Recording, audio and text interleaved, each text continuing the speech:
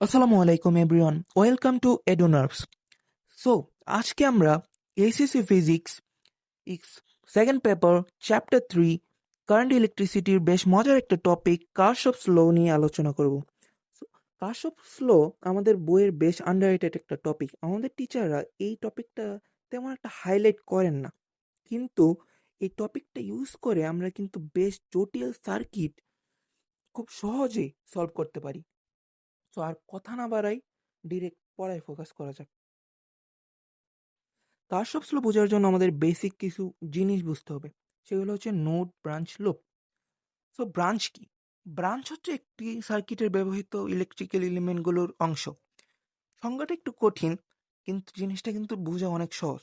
দেখো, এটা সার্কিটে আমরা কি কি থাকতে পারে, রোধ থাকতে পারে, তারপরে এমিটার থাকতে পারে, ব্যাটারি থাকতে পারে, তারপরে ভোল্টমিটার থাকতে পারে, গ্যালভানোমিটার থাকতে পারে। এই যে জিনিসগুলো যুক্ত থাকে, এগুলো প্রত্যেকটা আলাদা আলাদা এক একটা ব্রাঞ্চ। এখানে আমাদের একটা উদাহরণস্বরূপ একটা সার্কিট আছে। চলো এইটার মধ্যে আমরা ব্রাঞ্চ নির্ণয় করার চেষ্টা করি। সো এখানে দেখো একটা রোধ আছে, তো এটা একটা ব্রাঞ্চ। এখানে আরেকটা রোধ আছে, এটা আরেকটা ব্রাঞ্চ।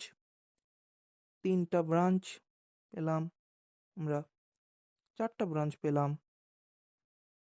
এই যে দেখো, এখানে একটা এমিটার আছে, 5 নম্বর ব্রাঞ্চ। এখানে দেখো একটা ব্যাটারি যুক্ত আছে, 6 নম্বর ব্রাঞ্চ। আর মাঝখানে দেখো আরেকটা রোধ আছে, 7 নম্বর ব্রাঞ্চ। তো এখানে আমরা ব্রাঞ্চ কয়টা পেলাম? 7টা। এবার আসো লুপ কি? লুপ হচ্ছে একটা বদ্ধ বর্তনী। এখন তোমরা বলতে পারো যে পুরো সার্কিটটাই তো একটা বদ্ধ বর্তনী। হ্যাঁ, পুরো সার্কিটটা মিলে একটা লুপ হয়, কিন্তু আমরা যদি খেয়াল করি, সার্কিটের মধ্যে কিন্তু আরো অনেক বদ্ধ বর্তনী থাকে। ওইগুলোকে আলাদা আলাদা ইন্ডিপেন্ডেন্ট লুপ বলে। আর আমরা যখন লুপ বলি, তখন কিন্তু ইন্ডিপেন্ডেন্ট লুপটাকেই আসলে নির্দেশ করি। তো এইখানে আমরা যদি দেখতে চাই কয়টা লুপ আছে, দেখো তো এখানে বদ্ধ বর্তনী 2টা না? এই যে এখানে একটা, এখানে একটা। তো এখানে লুপও আছে 2টা। এবার আসো,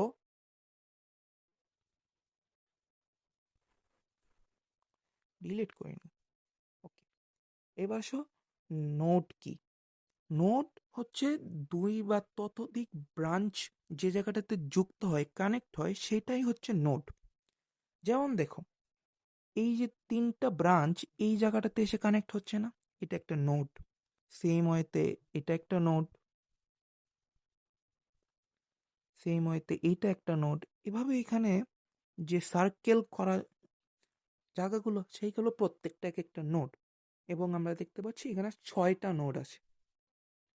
এখন এইখানে তো নোড নির্ণয় করাটা অনেক বেশি সহজ, কিন্তু যদি আরেকটু জটিল বর্তনী হয়, তখন ব্রাঞ্চ নির্ণয় করা তো বেশ সহজ। আর লুপ তো বদ্ধ বর্তনী, ওইটাও তো নির্ণয় করা সহজই। কিন্তু নোড নির্ণয় করতে আমরা একটু সমস্যায় পড়তে পারি। তাই জন্য কিন্তু বেশ সুন্দর একটা শর্টকাট আছে। নোড ইকুয়াল হচ্ছে ব্রাঞ্চ মাইনাস লুপ প্লাস 1। তো আমরা দেখি এখানে আসলেই এই সূত্রটা ঠিক নাকি ঠিক না। তো এখানে ব্রাঞ্চ কয়টা আছে? 7টা। লুপ আছে 2টো। তাহলে 7 - 2 কত হলো? 5 যোগ 1, 6। এখানে দেখো নোডও কিন্তু আছে 6টা। মানে এই শর্টকাটটা ইউজ করে আমরা কিন্তু খুব সহজেই নোড হিসাব করতে পারি। এবার চলো কারশফস লর পরিচিতিটা আমরা সেরে নিই।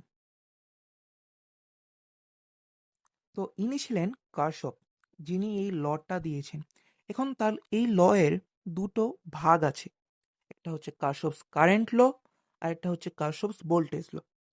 সেগুলোতে যাওয়ার আগে আমাদের মনে নিশ্চয়ই একটা প্রশ্ন জাগছে, যে এতদিন তো আমরা ওহমের সূত্র দিয়ে এই সার্কিট সলভ করতে পেরেছি, এবং সেখানে তো এমন কোনো সমস্যা হয়নি, তো কারশফস ল এর কি দরকার ছিল? তো এখানে উত্তরে আমরা 2টা পয়েন্ট উল্লেখ করতে পারি। ফার্স্ট অফ অল, সায়েন্সের কাজ কি? সায়েন্সের কাজই হচ্ছে আমাদের জীবনটাকে আরো বেশি সহজ করা। তো আমরা যাতে আরো সহজে সার্কিটগুলো সলভ করতে পারি, সেই জন্যই কারশফস কারেন্ট ল আর ভোল্টেজ ল এর আগমন। আরেকটা বেশ ইম্পর্টেন্ট জিনিস হচ্ছে, এখানে যদি তুমি দেখো, এখানে কিন্তু ব্যাটারি আছে একটা।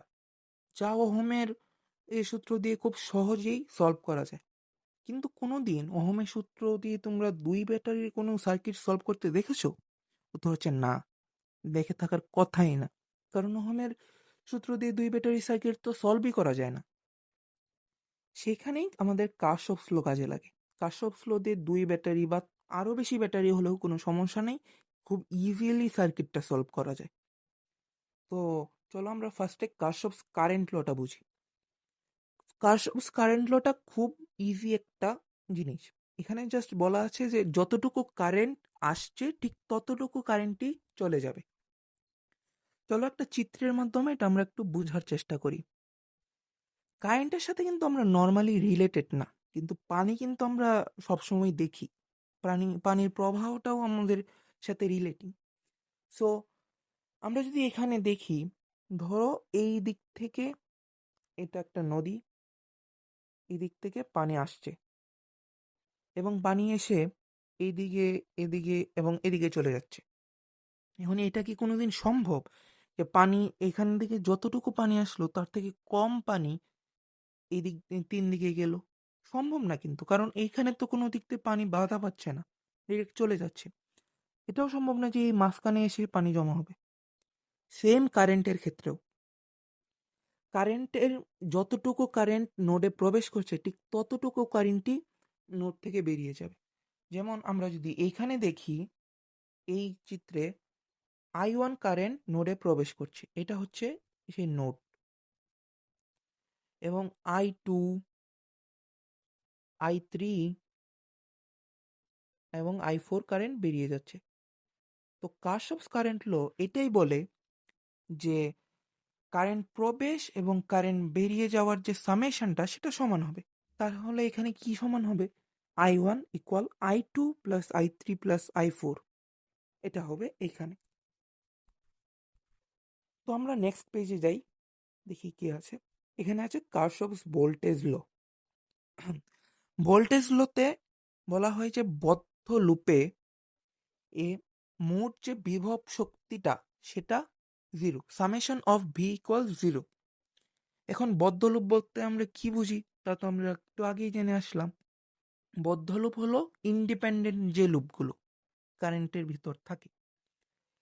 এখন এই সার্কিটটা আমরা কিভাবে সলভ করব বা এর জন্য কি কি লাগে, কোথায় আমরা ব্যবহার করতে পারি, এই ডিটেলসগুলো আমরা এই পৃষ্ঠা থেকে পড়ব।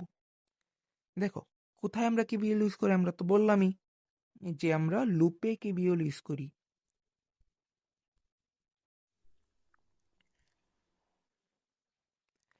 এখন কেবিএল আমরা কোথায় ইউজ করব তো বুঝলাম, তো কিভাবে ইউজ করব সেটা চলো জেনে নিই। ফার্স্টে তো আমাদের লুপ নির্ণয় করতে হবে যে বর্তনীটাতে কয়টা ইন্ডিপেন্ডেন্ট লুপ আছে। ফার্স্ট অফ অল আমরা এটা নির্ণয় করলাম। তারপরে আমাদের নির্ণয় করতে হবে লাইন, যে কয়টা লাইন আছে বা কয়টা কারেন্ট আছে।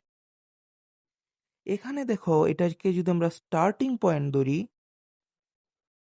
এক সেকেন্ড, এটাকে যদি আমরা স্টার্টিং পয়েন্ট ধরি, তো এখান দিয়ে একটা কারেন্ট যাচ্ছে, এটা হচ্ছে I1 ধরলাম। এবার দেখো, এই বি নোডে গিয়ে কারেন্টটা কিন্তু বিভক্ত হয়ে গেল। এদিকে একটা কারেন্ট যাচ্ছে, আবার এইদিকে একটা কারেন্ট যাচ্ছে। তো R2 এর মধ্য দিয়ে যে কারেন্টটা যাচ্ছে সেটাকে আমরা ধরলাম I2, এবং যেটা 1 ওহমের মধ্য দিয়ে অর্থাৎ R3 এর মধ্য দিয়ে যাচ্ছে তাকে আমরা ধরলাম I3। এবার কি বলা হচ্ছে দেখো, যে যতগুলো লাইন হবে ততগুলো কারেন্ট, এটা তো আমরা বুঝলাম। তারপরে বলছে যে যতগুলো কারেন্ট আছে ততগুলো ইকুয়েশন হবে। এখন অর্থাৎ আমরা 3টা কারেন্ট পেলাম, 3টা ইকুয়েশন হবে। এবার যেটা খুবই ইম্পর্টেন্ট টপিক, যে কারেন্টটা কোন দিকে ফ্লো করছে। এখন পরীক্ষার এখানে যেমন প্লাস মাইনাসটা দেওয়া আছে, পরীক্ষা হলে কিন্তু এটাও দেওয়া থাকবে না। তোমরা ধরে নিবা যে প্লাস মাইনাস, যেহেতু এই যে দেখো ব্যাটারি স্টার্টিং, এখান থেকে তোমরা বুঝে নিবা প্লাস মাইনাস কোনটা হবে। এবং তোমরা এটা ধরে নিবা যে কারেন্ট ধরো এ থেকে বির দিকে যাচ্ছে, কিংবা বিজি এর মধ্যে বি থেকে জির দিকে যাচ্ছে। এখন তোমার ধরা যে সবসময় সঠিক হবে এমন তো না। এমন হতে পারে যে কারেন্ট জি থেকে বির দিকে যাচ্ছে, তুমি বি থেকে জির দিকে ধরছো, তখন আনসারটা কিন্তু ঋণাত্মক আসবে। এখন ঋণাত্মক আনসার দেখে ভয় পাওয়া যাবে না, কিন্তু ঋণাত্মক আনসার টিচাররা বুঝবেন যে ঋণাত্মক এসেছে মানে হচ্ছে তোমার দিকটা ভুল ধরেছিলে। এই জন্য তোমার আবার নতুন করে কেটে কোনো দরকার নেই করার। টিচাররা এতটুকু নিজেরাই বুঝে ফেলবেন। এবার আসো আমরা নেক্সট পেজে যাই। এখানে তোমাদের জন্য প্রচলিত কিছু কেবিএল যেগুলো আমাদের পরীক্ষায় আসে, তা যাতে তোমরা সহজেই নির্ণয় করতে পারো তার জন্য কিছু জিনিস দেওয়া আছে।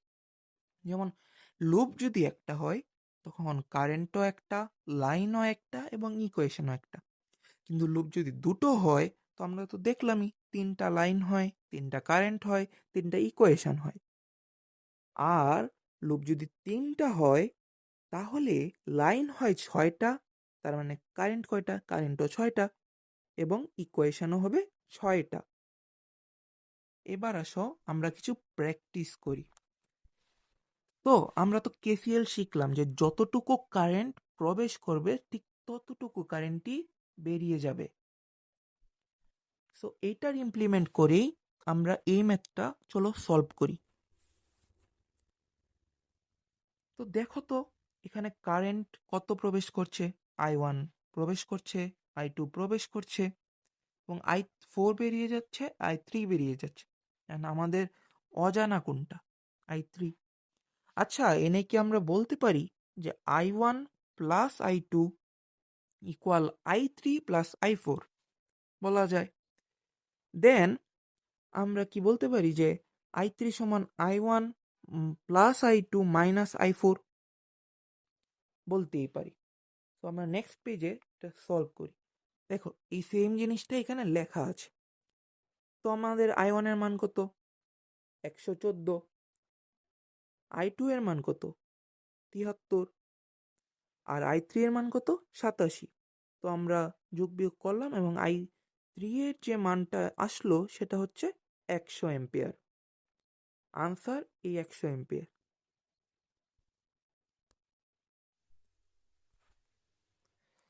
এখন দেখো আমরা তো কেসিএল এর একটা প্রবলেম সলভ করলাম। এখন আমরা চলো কেবিএল এর একটা প্রবলেম সলভ করি। আমরা উদাহরণ হিসাবে আগে যে বর্তনীটা রেখেছিলাম, চলো সেটাই সলভ করা যাক। তোমাদের সুবিধার জন্য আমি এখানে সবগুলো জিনিস আগে থেকে লিখে রেখেছি। তো ফার্স্ট অফ অল তোমাদেরকে যেটা বুঝতে হবে যে লুপটা কোন দিকে ঘোরাবো। তোমরা চাইলে লুপটাকে এভাবেও ঘোরাতে পারো, আবার চাইলে এভাবেও ঘোরাতে পারো। কিন্তু দুইটা লুপ যদি তোমরা একই দিকে ঘোরাও, সেই ক্ষেত্রে কি হবে, সেক্ষেত্রে তোমাদের ভুল হওয়ার যে চান্সটা সেটা কিন্তু অনেক কমে যাবে। এবার দেখো এই বর্তনীটাতে আমরা ধরো এই দিক থেকেই লুপ ঘোরালাম। এখন শোনো, আমরা যখন হিসাবটা করব এই সামেশন অফ ভি কিভাবে শূন্য হয়। সামেশন অফ ভিটা শূন্য হবে এভাবে যে আমরা কোনো একটা ভোল্টেজের, ব্যাটারির ভোল্টেজের মাঝখান দিয়ে যে দিক দিয়ে ঢুকবো সেই চিহ্নটা নিব। আমরা এখানেই দেখতে পাচ্ছি যে এভাবে যদি আমরা লুপ ঘোরাই, 5 ভোল্টের আমরা কিন্তু ঋণাত্মক দিক থেকে ঢুকছি। তার মানে কি, তার মানে আমরা 5 ভোল্টের ঋণাত্মক মানটা নিব। যদি আমরা ধনাত্মক সাইড থেকে ঢুকতাম, তখন আমরা ধনাত্মক মানটা নিতাম। তো 5 ভোল্ট তো বুঝলাম যে এইটার ভোল্ট আমরা পেলাম, একটা ভোল্ট। তো 2 ওহম তো রোধ দেওয়া, তো এটাতে তো ভি নাই। তো আমাদের তো বলা হলো যে একটা বর্তনীতে যতগুলো ভি থাকবে, এখানে তো তাহলে ভি একটা না, ভি কিন্তু একটা না। এই 2 ওহমের মধ্য দিয়েও কিন্তু একটা বিভব পার্থক্য আসে। আমরা একটা সূত্র শিখেছিলাম না, যে ভি কে ইকুয়াল আইআর। এইটা ইউজ করে আমরা এখানে 2 ওহমের মধ্য দিয়ে যাওয়া বিভবটা নির্ণয় করব। তো ভি ইজ ইকুয়াল আইআর যদি আমরা ইউজ করি 2 ওহমের মধ্য দিয়ে যাওয়া কারেন্ট হচ্ছে I1 এবং রোধ 2, তার মানে কি ভি হচ্ছে 2I1। তো ভি কোন দিক দিয়ে প্রবেশ করছে করছে অবশ্যই প্লাস দিক দিয়ে, আমরা এটা দেখতেই পাচ্ছি। এখন কথা হচ্ছে যে আমরা তো ধরে নিলাম যে প্লাস দিক দিয়ে প্রবেশ করছে। আমরা যদি এইটা ধরতাম যে না, ভি এই দিক দিয়ে যাচ্ছে, কারেন্টটা এই দিক দিয়ে ফ্লো করছে, তখন কি হতো? তখন আমাদের আনসার কিন্তু ভুল হতো না, আমাদের জাস্ট আই এর মানটা ঋণাত্মক হয়ে যেত। সেক্ষেত্রে যেটা হতো যে আমরা যে দিকটা ধরেছিলাম সেটা ভুল ছিল, এতটুকুই। এটাতে তেমন কোনো একটা এফেক্ট কিন্তু আমরা পড়বে না। এবার দেখো, এখানে যদি আমরা হিসাব করি, ফার্স্ট লুপে -v -5v, তারপরে 2 ওহমের মধ্য দিয়ে যে বিভব পার্থক্যটা যাচ্ছে সেটা হচ্ছে 2i1, যেহেতু আমরা আগে ওইভাবেই ধরেছিলাম। এটা মুছে দেই। আগে যেহেতু আমরা এইভাবে ধরেছি, তাহলে ধরি যে আমরা এদিক দিয়েই কারেন্টটা ফ্লো করবে। যদি আনসারে ঋণাত্মক আসে, তার মানে বুঝবো যে আমরা উল্টো দিক দিয়ে কারেন্ট ফ্লো করছে। তারপরে দেখো, এই লুপে কিন্তু আরেকটা রোধ আছে 1 ওহমের, সেইটার মধ্য দিয়ে কত কারেন্ট ফ্লো করছে? সেটার মধ্য দিয়ে কারেন্ট ফ্লো করছে I3। সেটাকে আমরা ধরলাম যে নিচের দিক দিয়ে যাচ্ছে, অর্থাৎ বি থেকে জি এর জায়গা দিয়ে যাচ্ছে। তাহলে সেটার মধ্যে তাহলে আমাদের আলটিমেট সামেশনটা কি আসলো? -5 + 2i1 + i3 = 0। যেহেতু আমরা জানি সামেশন অফ ভি = 0, তো সামেশন অফ ভি = 0, তার মানে 2i1 + i3 = 5। একটা সমীকরণ কিন্তু আমরা পেয়ে গেলাম।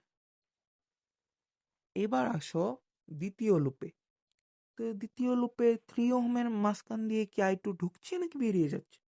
অবশ্যই তোমরা বলবে প্রবেশ করছে, ধনাত্মক দিক থেকে। তার মানে 3 ওহমের মধ্য দিয়ে কিন্তু ভি মানে R2 এর মধ্য দিয়ে যে ভিটা যাবে সেটা হবে 3i2। এবার V2 এর মধ্য দিয়ে যে ভিটা গেল সেটার মান কত? -v। দেখো লুপটা যদি আমরা ঘুরাই, তবে মাইনাস দিক থেকে প্রবেশ করছে। আবার যদি আমরা এইখানেও R3-তে আসি, তাহলে এখানে দেখো বেশ মজার কিন্তু একটা ঘটনা ঘটছে। এবার কিন্তু কারেন্ট এই দিক দিয়ে প্রবেশ করছে। যদি দিকটা দেখাতে চাই, কারেন্ট কিন্তু এবার এই দিক দিয়ে প্রবেশ করছে। এবার কিন্তু আপওয়ার্ড, ডাউনওয়ার্ড হবে না, এবার আপওয়ার্ড। তার মানে এইবার কিন্তু আমরা +i3 নেব না, এবার নিব আমরা -i3। তো আমরা যদি এইখানেও সামেশনটা করি, তাহলে কি আসবে? +3i2 -2 -i3। তাহলে আমরা তো দুটো লুপের দুটো ইকুয়েশন পেলাম।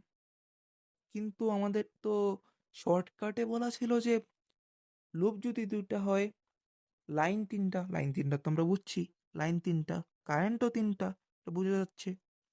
তাহলে ইকুয়েশন তো আরেকটা লাগবে। তো আরেকটা ইকুয়েশন কোথা থেকে আসবে? নতুন লুপ? না, নতুন লুপ তো এখানে তৈরি করা সম্ভব না। সো আরেকটা ইকুয়েশনের জন্য আমরা এখানে কিন্তু একটা জিনিস ইউজ করতে পারি। সেটা কি বলতো? সেটা হচ্ছে কেসিএল। এইখানে দেখো বি নোডে কিন্তু I1 কারেন্ট প্রবেশ করছে, কিন্তু I2 আর I3 কিন্তু বেরিয়ে যাচ্ছে। তাহলে এখানে কিন্তু আমরা বলতেই পারি যে I1 = I2 + I3। আর আগের দুইটা ইকুয়েশন যদি আমরা এখানে লিখতে চাই, একটু সাইড করে রাখি। আগের দুইটা ইকুয়েশন যদি আমরা এখানে লিখতে চাই, তাহলে ফার্স্ট লুপের ইকুয়েশনটা কি ছিল? ফার্স্ট লুপের ইকুয়েশন ছিল 2i1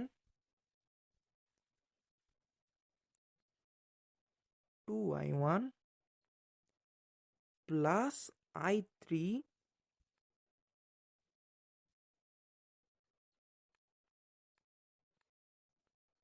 ইকুয়াল 5।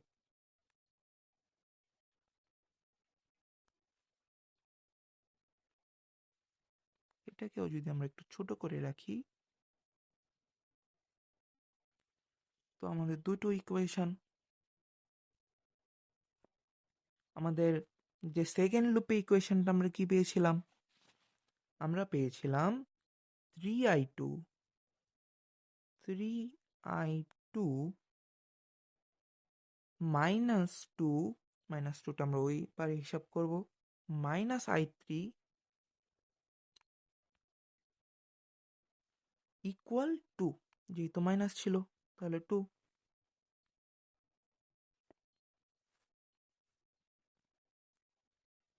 এখন আমরা তিনটা ইকুয়েশন পেলাম, এখন তিনটা ইকুয়েশন সলভ করলেই তো আনসার পাওয়া যাবে। তো সলভ আমরা কোন প্রসেসে করব, প্রতিস্থাপন, অপনয়ন নাকি আর গুণন?